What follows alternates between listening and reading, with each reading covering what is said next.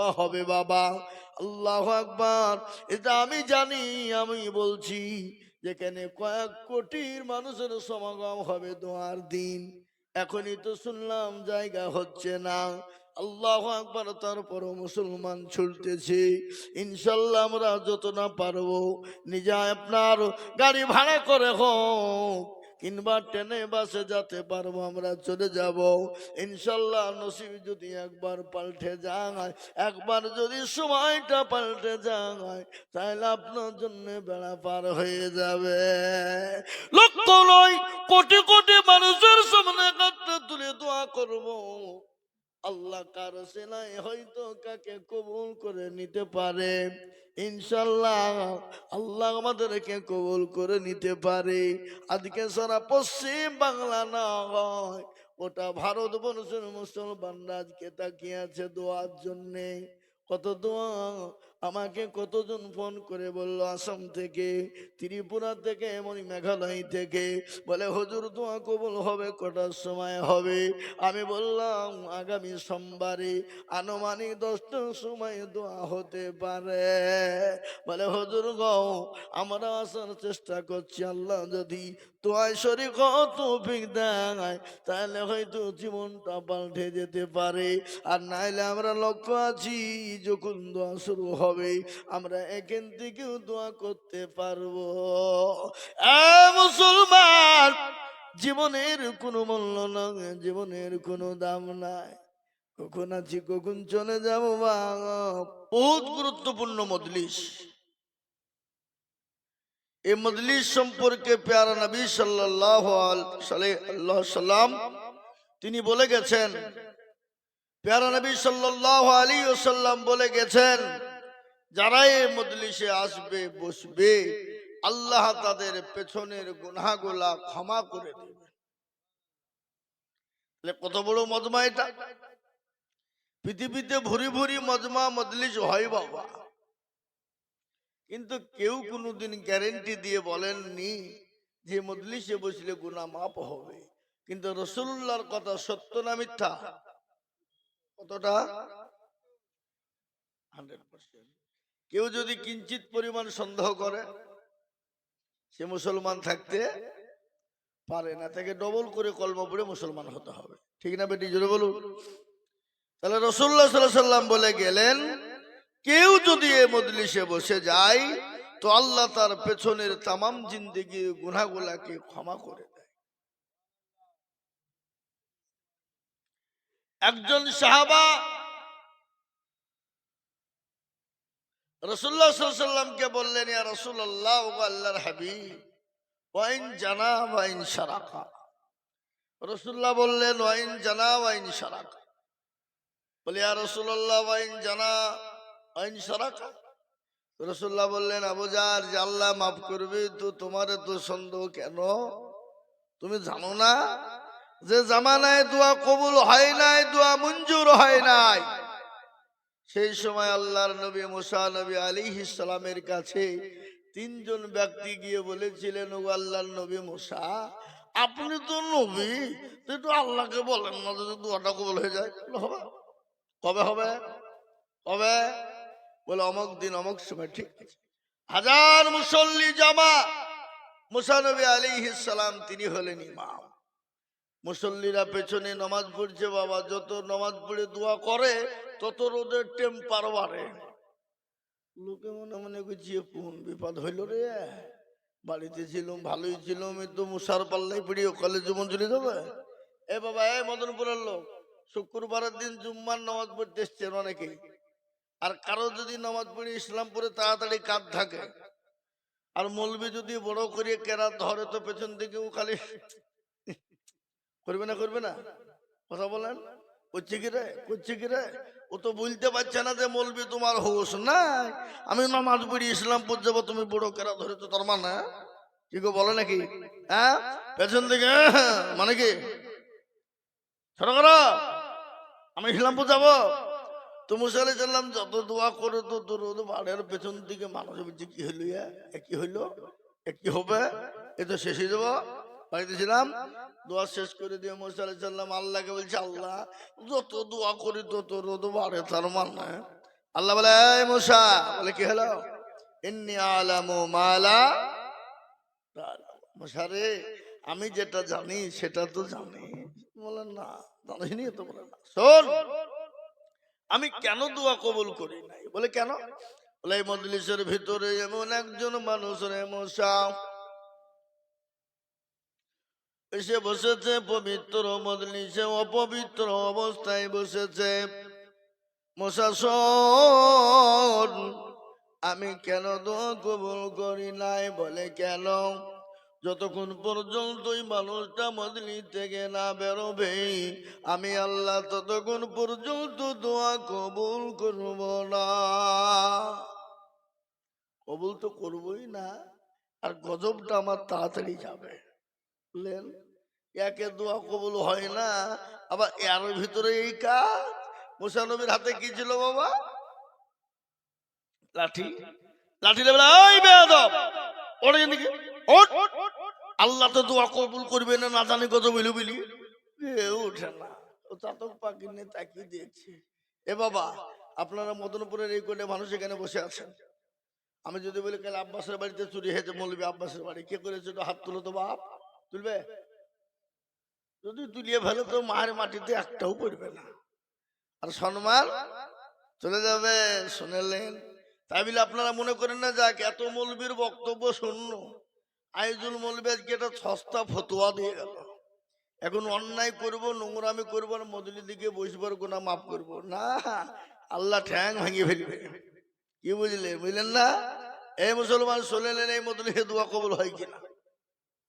হযরত মুসা আলাইহিস সালামের দিকে পায়তারা করে, কিন্তু যে ব্যক্তিটা অন্যায় করেছিল, নোংরামি করেছিল, খারাপি করেছিল, আল্লাহকে বলে আল্লাহ আমি অন্যায় করেছি, আল্লাহ পাপ করেছি, ও আল্লাহ আমি তওবা নসুহা করে নিলাম, জীবনও কোনোদিন অন্যায় করব না। ইয়া আইয়ুহাল্লাযীনা আমানু তুবু ইলাল্লাহি তাওবাতান নসুহা। মাবুদ গো, আমি আর জীবনও কোনোদিনও অন্যায় করব না। ও আল্লাহ, এতগুলা মানুষের সামনে আমাকে বেইজ্জতি করো না। ইজ্জতের মালিক হলে তুমি। ইজ্জতের মালিক কে? বেইজ্জতের মালিক হলে তুমি। বেইজ্জতের মালিক, ইজ্জত বেইজ্জতের মালিক আল্লাহ তুমি। তুমি যাকে ইজ্জত দাও পৃথিবীতে কেউ তাকে বেইজ্জতি করতে পারে না, আর যাকে তুমি বেইজ্জতি করে দাও পৃথিবীতে কেউ তাকে ইজ্জত দিতে পারে না। ও আল্লাহ, এতগুলা মানুষের সামনে আমাকে বেইজ্জতি তুমি করো না, আর যেমনও কোনোদিন অন্যায় করব না।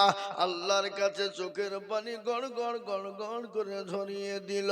আল্লাহ বলে বান্দা আমি সব সহ্য করতে পারি, কিন্তু কোন বান্দা যদি অন্যায় করে ফেলে, নোংরামি করে ফেলে, ভুল বসে যদি চোখের এক ফোঁটা পানি ফেলে দেয়, আমি আল্লাহ তার জীবনের সব গুনাহকে ক্ষমা করে দিই। আল্লাহর কাছে চোখের পানিকে গড় গড় গড় গড় গড় গড় করে যখন ঝরিয়ে দিল, আল্লাহ তার সমস্ত গুনাহ ক্ষমা করে দিয়ে, মাফ করে দিয়ে, আল্লাহ তার উপর রাজি এবং খুশি হয়ে গেল। তারপরে তার দোয়া আল্লাহ মঞ্জুর করে নিল। মুসা নবী আলাইহিস সালামের রাগ আরো বেড়ে গেল। ও আল্লাহ, তুমি এক্ষুনি বললে একজন ব্যক্তি না উঠলে হবে না, আবার কেন তুমি আল্লাহ আমায় দিলে বলো? ইয়া আল্লাহ, কেন দোয়া কবুল করলে বলো? আল্লাহ বলে বান্দা রে, ও মুসা, আমি তোকে আগেই বলে দিয়েছি আমি আল্লাহ যেটা জানি, ও মুসা সেটা তুই জানিস না। বলে আল্লাহ আমি জানি না বটে, কিন্তু তুমি বললে দোয়া কবুল করব না, আবার তুমি একটা মানুষও উঠলো না, তুমি কেন দোয়া করলে তুমি কবুল বলো? আল্লাহ বলে মুসা রে শোন, ওই মানুষটা এত অন্যায় করেছিল, এত নোংরামি করেছিল রে মুসা, কিন্তু মানুষটা ভুল বুঝে চোখের পানি ফেলে দিয়েছে। ও মুসা শোন, আমার বান্দা যদি হাজারো বার অন্যায় করে, পাহাড় সমতুল্য গুনাহ করে ফেলে, সমুদ্রুর ফেলার নাই যদি গুনাহ করে ফেলে, একবার যদি চোখের পানি গরম পানি ফেলে দিয়ে আমার কাছে দুই কানা হাতটা তুলে রাহাজানি করে, আমি আল্লাহ ওই পাহাড় সমতুল্য গুনাহ যত রয়েছে আমি আল্লাহ সে বান্দার সেকেন্ডে ক্ষমা করে দিই। জোরে বলুন সুবহানাল্লাহ। আল্লাহ কত বড় দয়ালু বলেন দেখিনি? আল্লাহ রহমান রহিম নয়? আল্লাহ পরওয়ারদিগারে আলম নয়? আপনাকে আমাকে পৃথিবীর জমিনে সব থেকে ভালোবাসেন কে? মা। মায়ের ভালোবাসার কোনো মাপ আছে? কথা বলেন। মায়ের ভালোবাসার যেমন মাপ নাই, তার লক্ষ লক্ষ কোটি গুণ ভালোবাসেন যিনি, তিনি হলেন আমার আল্লাহ। আপনাকে আমাকে সব থেকে লক্ষ কোটি গুণ বেশি ভালোবাসেন কে? আল্লাহ ভালোবাসে না? হ্যাঁ, কিন্তু সে মানুষ আল্লাহকে চিনে না, সে মানুষ রসুলকে চিনে না, সে মানুষ নবীকে চিনে না, সে মানুষ মসজিদ চিনে না, সে মানুষ মাদ্রাসা চিনে না, সে মানুষ কোরআন চিনে না, সে মানুষ দিন চিনে না, সে মানুষ ইসলাম চিনে না। এই জন্য আজকে মুসলমানদের বড় দুর্দিন। এ বাবা, আজকে মুসলমানদের দুর্দিন না সুদিন? কথা কয় না? দুর্দিন। কত বড় দুর্দিন, যা বিগত এত বড় দুর্দিন ছিল না, আজকে মুসলমানদের এত বড় দুর্দিন। আজকে আপনারা শুনেলেন ভারতবর্ষের জমিনে মুসলমানদেরকে রাখতে চায় না, মুসলমানদেরকে বের করে দিতে চায়, বলে তোমাদের জন্য এ দেশ হবে না, এই দেশটা হলো আমাদের। কারা বলছে এটা? এটা আল্লাহ বলছে? ও শাহজাহান পাগলা নাকি? ও মান্দার পাগলা? এ বাবা, এ মুসলমান আজকে বলছে না, বলছে না? জোরে বলুন। কখনো বলছে পাকিস্তানে চলে যাও, কখনো বলে বাংলাদেশ চলে যাও। আমরা বলবো না না না, এ দেশটা তোমার বাপের নয়, এ দেশটা হলো আমাদের। আমাদের কিনা? জোরে বলুন। এটা হলো আপনার হিন্দু, মুসলমান, শিখ, ঈসাই, সবরা আমরা ভাই ভাই। কিন্তু যারা বলছে চলে যাও, আমরা বলবো তোমরাই চলে যাও। ঠিক না বেটি? জোরে বলুন। এটা ক্ষুদিরামের দেশ, এটা নেতাজি সুভাষচন্দ্র বসুর দেশ, এটা কবি নজরুলের দেশ, এটা রবীন্দ্রনাথ ঠাকুরের দেশ, এটা হলো মাওলানা আবুল কালাম আজাদের দেশ, এটা হলো এপিজে আবুল কালাম আজাদের দেশ। কি বলছেন আপনারা বলুন? অত সহজ আমাদেরকে তাড়িয়ে দেবে? এ দেশটা কারো বাপের দেশ নয় বাবা। আজকে একটা কথা আপনাদেরকে শোনায়, আজকে মুসলমানদেরকে তাড়ার জন্য বিভিন্ন রকম বিভিন্ন কায়দা করে আজকে তারা যেদিকেই যাচ্ছে সেদিকে হেরে যাচ্ছে। হচ্ছে না বলুন? হারে নাই? এনআরসি এমপিআর করতে গেল, মুখ চুবাকে নিল, এবার মুসলমানদের কলিজাতে ঘা দিল। মুসলমানদের কলিজাতে হাত দিল মানে কি করলো? মুসলমানদের মসজিদের ওয়াকফ সম্পত্তি কেড়ে নিতে চায়, মাদ্রাসা কেড়ে নিতে চায়, মুসলমানদের ওয়াকফ সম্পত্তিকে তারা ভোগ করতে চায়। কিন্তু মুসলমানেরা এক বিন্দু রক্ত থাকতে ওয়াকফ সম্পত্তি ছেড়ে দেবে না। দেবে? জোরে কোন দেবে? তারপরেও বলো না, বলে মুসলমানদের তো সাইজ করা গেল না, এবারে শেয়ার করা হোক। কে বলল 2 কোটি রোহিঙ্গা মুসলমান ঢুকে গেছে, কেউ বলে 1.5 কোটি বাংলাদেশে মুসলমান ঢুকে গেছে। এ নাই কি বললে শেয়ার করো, এ শেয়ার করতে গিয়ে দেখলো কেচা কুর্তি কেউ উঠে বেরিয়ে গেল। কি বলছেন বলুন? হয় না? আপনার 58,20,868 জন আপনার এসআইআরে বাদ পড়ে গেল, তাতে 97% তারা হইল। কত পার্সেন্ট তারা? 3% মুসলমান যারা বাদ গেছে, ওরাও বাদ যাবে না। তারা কেউ বোম্বে, কেউ দিল্লি, কে গুজরাট, কে সৌদি, কে কুয়েতে গেছে। ডকুমেন্ট জমা দিতে পারে নাই, হয় নাই, এই জন্য হয়তো বাদ গেছে। আর যারা বাদ গেছে তারা হলো ও পার থেকে আসা মাল। আর ওরাই বলছে মুসলমানদেরকে থাকতে দেব না। কিন্তু আমি তাদেরকে বলবো, বন্ধু এসআইআর করেছো 2002 সাল, কেন? তার আগের যদি ডকুমেন্ট চাও আমরা মুসলমানরা সেটাও দিতে প্রস্তুত আছি। আছে না নাই জোরে বলুন, আছে না? এই তো 2002। তারা যদি বলে কাগজ দিয়ে নিব না, এই দেশটা যে মুসলমানদের তার প্রমাণ তোমাকে দিয়ে যায়। শুনে নাও এ দেশটা কাদের? এই ভারতবর্ষে মুসলমানরা এমনি এমনি আসে না। পৃথিবীর সর্বপ্রথম মানুষ যিনি, আদম নবী আলাইহিস সালাম হলেন তিনি। এ বাবা, প্রথমের সর্বপ্রথম মানুষকে আদম আলাইহিস সালাম। তিনি কোন জায়গায় পা রেখেছিলেন? ভারতের মাটিতে। ওরার শহরে আওলাদ হলাম আমরা। কোরআন বলেছে ওয়ালাকাদ কাররামনা বানি আদম। আছে না নাই? তার আওলাদ হলাম আমরা। আমাদেরকে দেশ থেকে তাড়িয়ে দিবা অত সহজ নয়। এটা হলো আমাদের পৈতৃক সম্পত্তি। এ দেশ থেকে আমাদেরকে তাড়িয়ে দিতে পারবা না। এ দেশটা হলো আমাদের রক্ত দিয়ে তৈরি করা। এ দেশের জন্য টন টন রক্ত দিয়েছে মুসলমানেরা, আলেম ওলামারা। এ দেশটা থেকে আমাদেরকে তাড়িয়ে দিবা, এটা হতে পারে না। কি বলেন আপনারা?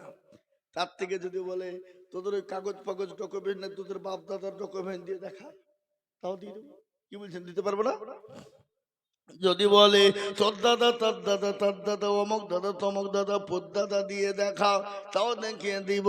50 বছর আগে যারা মারা গেছে তাদেরকে ওই কবরে রেখেছি আমরা। ওই কবর থেকে টেনে তুলে হাড়গুলা যদি মেশিনে ভরে দিই, মেশিন বলে দিবে এরা কোথাকার প্রোডাক্ট। বলবে না? বলবে না? এরা কোথায় জন্ম নিয়েছে বলে দিবে। আর আমরা যদি তোমাদেরকে প্রশ্ন করি তোমাদেরটা দেখাও, কি করবে? আছে আমার দেশের একজন বিধায়ক, তিনি বললেন, প্রাক্তন বিধায়ক বললেন মুসলমানদেরকে ডকুমেন্টস হারাতে পারবা না। বলে কেন পারবো না? বলে মুসলমানরা সুন্দর করে কাগজকে ভাঁজ করে আতর এবং গোলাপ দিয়ে প্যাকেটে করে ভরে রেখেছে, যখন চাইবা তখন পাবা। শুনেছেন না শোনেননি? হ্যাঁ, তাহলে আমাদের কাজকে তাড়িয়ে দিবা, এটা হতে কোনোদিন পারে না, কোনোদিন পারবে না। আজ পর্যন্ত হয়নি, কিয়ামত পর্যন্ত হবে না। কিন্তু এটাও শুনে নাও, তোমরা যদি তোমাদের ক্ষমতার বলে, তোমরা যদি তোমাদের আইনের বলে, তোমরা যদি তোমাদের চেয়ারের বলে মুসলমানকে দেশ থেকে বের করে দাও, এটাও শুনে নাও, যেদিন মুসলমান ভারতে থাকবে না সেদিন আল্লাহর আলো এই দেশে জ্বলবে না। কি কথা বলেন না কেন? হ্যাঁ, জ্বলবে। এই দেশে আল্লাহর আলো জ্বলবে না। আজকে মুসলমানদেরকে তাড়িয়ে দিবা, এ চিন্তা ভাবনা তোমরা কি করে করো? আজকে দুদিনের সংসদ পেয়েছো, আজকে তাড়িয়ে দিব ওকে তাড়িয়ে দিব, কিন্তু এটাও জেনে নাও ভারতবর্ষে মুসলমানরা 800 বছর রাজত্ব করেছিল। কত বছর? 800 বছর। মুসলমানরা যদি মনে করতো কোনো জাতিকে থব না, কোন জাতি থাকতো না। কি বলছেন আপনারা বলুন? থাকতো। গির্জা মন্দির আপনার গরু দেওয়ার কিছু থাকতো না। কিন্তু আমার আল্লাহর কোরআন বলেছে লাকুম দীনুকুম ওয়ালিয়া দিন, তোমার ধর্ম তোমার কাছে, আমার ধর্ম আমার কাছে। লা ইকরাহা ফিদ্দীন, ধর্মের ব্যাপারে কোনো বাড়াবাড়ি করো না। এ বাবা, ইসলাম মুসলমান কাউকে কোনোদিন ঠগায়? ঠকিয়েছে? জনগণ ঠকিয়েছে? আজ পর্যন্ত ইতিহাস শুনেছেন? ইতিহাসের পাতায় কিন্তু আমাদের মুসলমানদের দোষ আছে, আছে না নাই? যদি বলেন কি দোষ? আজকে মুসলমান দল করে, করে না? কি দল? দল সিপিএম করে ফরন বলা কেসি দল, তৃণমূল লয়। আজকে মুসলমানদের পার্সোনাল দল, নামাজ পড়ুক আর না পড়ুক, রোজা করুক আর না করুক, দেওবন্দি, বেরেলি, আজানগাছি, ফুরফুরা, হরহরে, ললডাঙ্গা, পেয়ারডাঙ্গা, আহলে হাদিস, হানফি, শাফি, মালিকি, কুষ্টিগিরি, ছোট পীর, বড় পীর, হঠাৎ পীর, অমক পীর, তমক পীর, আছে না নাই? জোরে বলুন। ওমান নামাজ পড়ে না এক ওয়াক্ত। আমাদের দেশের লোক তো নামাজই পড়ে না। কি বলছেন আপনারা বলুন? আমরা মসজিদ বানাই, মসজিদে মুসল্লি নাই। ফজরে এমন মসজিদ হয় দুইজনাতে ইমাম আর মুয়াজ্জিন তারা চালাই। এমন মসজিদ আছে, আছে না নাই? কথা বলে। ফজরে আযান দেন, আসসালাতু খায়রুম মিনান নাওম। ও বান্দা, তোমাদের নামাজ হলো উত্তম ঘুমের থেকে। আর উল্টো ব্যাখ্যা দিয়ে বলি, না না, আমাদের ঘুমের থেকে নামাজ হলো উত্তম। আমাদের নামাজের থেকে ঘুম হলো উত্তম। উল্টো ব্যাখ্যা করে না। এ মুসলমান, জীবনের কোনো গ্যারান্টি নেই, জীবনের কোনো গ্যারান্টি নেই। কখন আছি কখন চলে যাব, জীবনের কোনো গ্যারান্টি নেই। তুমি কি করে বেলা 12টা পর্যন্ত ঘুমা? তোমার কি জীবনে ভয় নাই? কখন আছি কখন মরে যাব, তোমার কি জীবনের কোনো পরোয়া নাই? ও মুসলমান, শুনেলা, ফজরের যখন আযান হয়ে যায়, জঙ্গলের পশু পাখি বলল আমি ঘুমাবো না, জঙ্গলের পশু পাখি বলল ঘুমাবো না, গরু ছাগল ভেড়া মুরগি উড়দুম্বা বলল ঘুমাবো না, পুকুরের মাছ বলল ঘুমাবো না। আর সৃষ্টির সেরা জাতি মানুষ বলছে বেলা 8-12টা নইলে বিছানা ছাড়বো না। আপনাদের দেশে সব নাই নাকি? কেমন করে ঘুমাও তুমি, কেমন করে ঘুমাও তুমি, ফজর করে কাজা। এমন তো হতে পারে জোহরে জানাজা মানুষ, এমন তো হতে পারে জোহরে জানাজা। হতে পারে না? মুসলিম হয় না জন্ম নিলে মুসলমানের ঘরে, কাফের মুমিন পার্থক্য হয় সালাতের হালতে মানুষ, কাফের মুমিন পার্থক্য হয় নামাজের হালতে। এ যে বলে নামাজ কবুল, এ যে বলে নামাজ কবুল করিব না কাজা, এমন তো হতে পারে জোহরে জানাজা মানুষ, এমন তো হতে পারে জোহরে জানাজা। হতে পারে না? এই কথা বলুন, ঠিক না বেঠিক? আজকে মুসলমান নামাজ পড়ে না।